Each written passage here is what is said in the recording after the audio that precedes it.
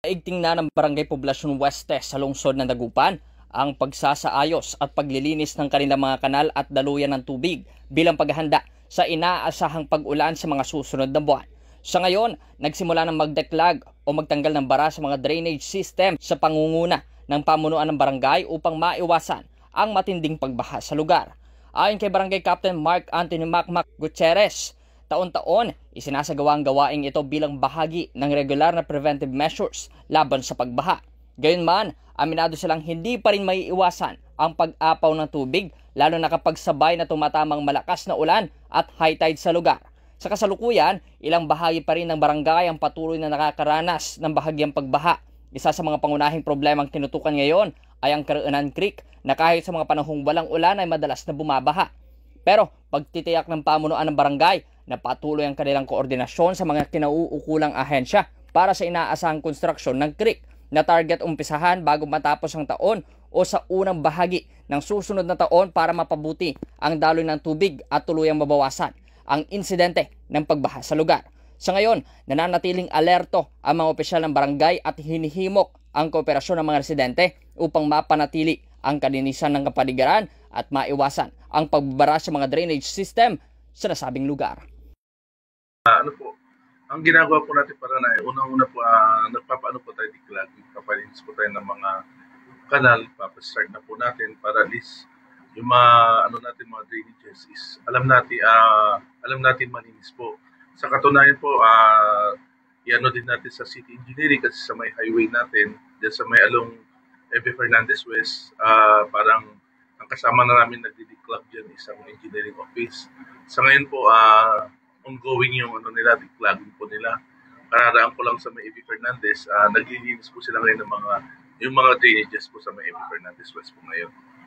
Yun po yung plan po natin, yun na rin po yung practice natin yearly na talagang before magtagulan is nagpapadeclogging po tayo sa mga drainages po. Opo sir, may mga ganun po, may mga hindi natin naiwasan, lalo na ngayon na nagpataas po tayo ng yung dito sa may Don Martin Samson Road, sa may likod ng Barangay Hall, tsaka sa may sa may Don Mariano Fulgencio Road po. Sa kabila naman po. Pinataas po natin yung kalsada pero rest assured yung mga nila, yung mga tubo ng paano sa bahay po nila is may nakabak po. Para in case iwas po na sa baha, para at least mabilis pong yung lumabas yung bahang tubig sa may ulang tubig sa kanilang kabahayan po. Last few days ago lang po,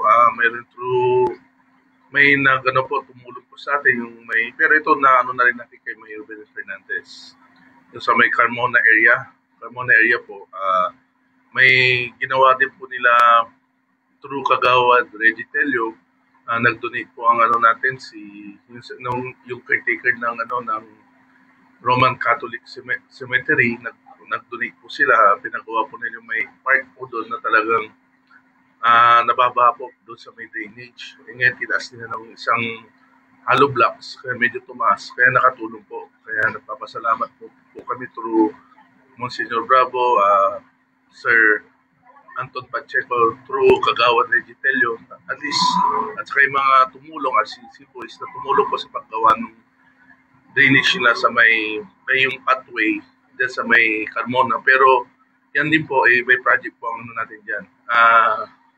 City, alam na rin po ni Mayor Belen yan, sinukat na rin po na engineering, kasi yung drainage nila dyan is kailangan ng takpan, itaas, tapos takpan po yung drainages para at least iwas dengue na rin po kasi exposed po siya para pati pa sa basura hindi din na basta-basta tinatapon po.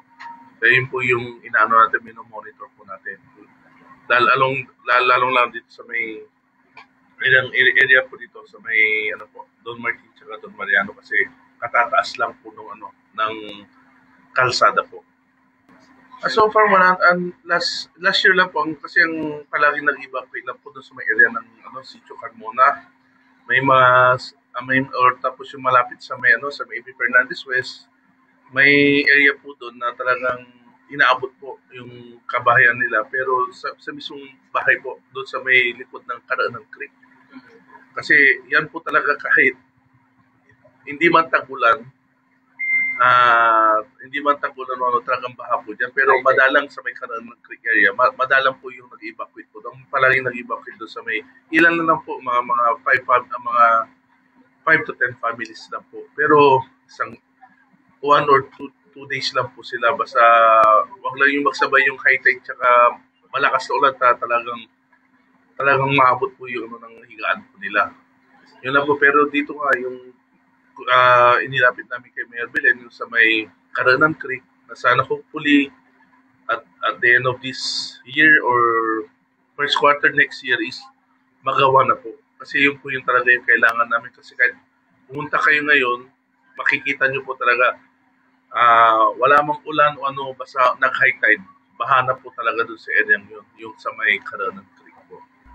Para sa programang Zona Libre, Patrol numero 4, Bombo Justin Ramos nag-uulat para sa number 1 and most trusted radio network in the country, Bombo Radio Philippines. Basta Radyo, Bombo!